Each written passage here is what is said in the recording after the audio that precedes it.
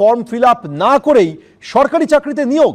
সরকারি ওয়েবসাইটে সফলদের তালিকায় তার নাম রয়েছে, দাবি মালদার যুবক গোলাম সিদ্দিকীর। বিস্তারিত কথা বলবো আমাদের প্রতিনিধি করুণাময় সিংহ এই মুহূর্তে টেলিফোন রয়েছে। করুণাময়, দেখো, চাঁচলের বাসিন্দা সারোয়ার আলম সিদ্দিকী বলে এই যুবক চাঁচল থানায় একটি অভিযোগ দায়ের করেছেন।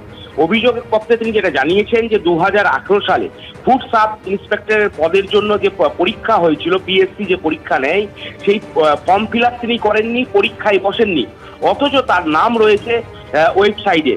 তোমাকে বলে রাখি যে তার যেটা অভিযোগে নদিয়ার এক বাসিন্দা পরিমল কুণ্ডু, তিনি চাঁচলে একটি স্কুলে শিক্ষকতা করতেন, প্রাথমিক বিদ্যালয়ে। সেখানেই পরিচয় হয় এই সিদ্দিকীর এবং তারপর তোমার হচ্ছে এই পরিমল কুণ্ডু তাকে অফার দেন যে তাকে একটা পিএসসিতে সাব ইন্সপেক্টর পদে চাকরির ব্যবস্থা করে দেবেন এবং 7 লক্ষ টাকা দাবি করেন। এবং তোমাকে বলে রাখি সেই দাবি মতো কিন্তু এবং একটি ওয়েবসাইটে, সেই ওয়েবসাইটে কিন্তু সম্প্রতি এই নাম তোমার যে সিদ্দিকীর নাম, সেই নাম রয়েছে বলে সিদ্দিকী দাবি করে এবং এই বিষয়ে অভিযোগ জানায়। কারণ তার বিষয় হচ্ছে তিনি পরীক্ষায় বসেননি, তারপরেও তার নাম এখানে এসে পেছনে একটা চক্র কাজ করছে। সেই চক্র যাতে দ্রুত ধরা পড়ে সেই তদন্তের জন্যই তিনি আবেদন করেছেন। যদিও যার বিরুদ্ধে এই অভিযোগ পরিমল কুণ্ডু, তিনি কিন্তু পুরো বিষয়টি অস্বীকার করেছেন যে তাকে ফাঁসানোর চক্রান্ত হচ্ছে। দুটো বিষয় নিয়ে তদন্ত করছে পুলিশ, চাঁচল থানার পুলিশ। তোমাকে বলে রাখি, একটা হচ্ছে যে ওয়েবসাইটে এই সিদ্দিকীর নাম রয়েছে, সেই ওয়েবসাইটটি সঠিক না ভুয়ো, এই বিষয়টি যেমন খতিয়ে দেখা হচ্ছে, পাশাপাশি এই পরিমল কুণ্ডু যার বিরুদ্ধে অভিযোগ তার বিষয়েও খতিয়ে দেখা হচ্ছে যে তিনি এই টাকা দাবি করেছিলেন কিনা, চাকরির প্রতিশ্রুতি দিয়ে টাকা দাবি করেছিলেন কিনা, তার কোনো যোগসাজশ রয়েছে কিনা এই চাকরি চুরির ক্ষেত্রে, সেই বিষয়টা খতিয়ে দেখছে চাঁচল থানার পুলিশ। একেবারে সেদিকে আমাদের নজর থাকবে। ধন্যবাদ করুণাময়। আমি চাঁচল থানায় অভিযোগ জানাতে এসেছিলাম। একজন একজন স্কুল শিক্ষক প্রাইমারি এখানে 2017 থেকে 20 পর্যন্ত কর্মরত ছিলেন।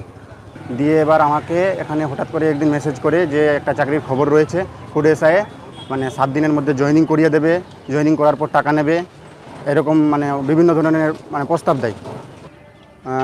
পিএসসির ওয়েবসাইটে রীতিমতো উনি নামও তুলে দেয় গত 14 তারিখে। আমি কোনোদিন আজ পর্যন্ত ফুড এসআইয়ের কোনোদিন ফর্ম ফিল আপ করিনি আমার লাইফে। আমি 7 লক্ষ টাকার কথা হয়েছে, তো 7 লক্ষ টাকার বিনিময়ে চাকরি পাইয়ে দেবে থানায় থানায় আমাকে হুমকি দিচ্ছে যে টাকা না দিলে আমাকে প্রাণে মারবে, অমুক ধমুক, এটা ওটা করে হুমকি দিচ্ছে।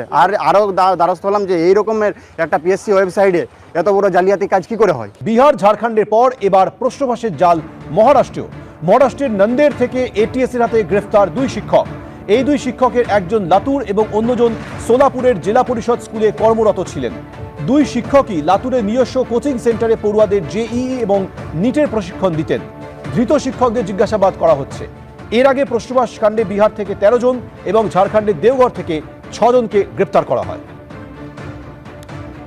বিহার ঝাড়খণ্ডের পর এবার প্রশ্নবাসের জাল মহারাষ্ট্রের নন্দের থেকে এটিএসের হাতে গ্রেফতার হলো 2 শিক্ষক। 2 শিক্ষকের একজন লাতুর এবং অন্যজন সোলাপুরের জেলা পরিষদ স্কুলে কর্মরত ছিলেন। 2 শিক্ষকই লাতুরের নিজস্ব কোচিং সেন্টারে পড়ুয়াদের জেইই এবং নিটের প্রশিক্ষণ দিতেন।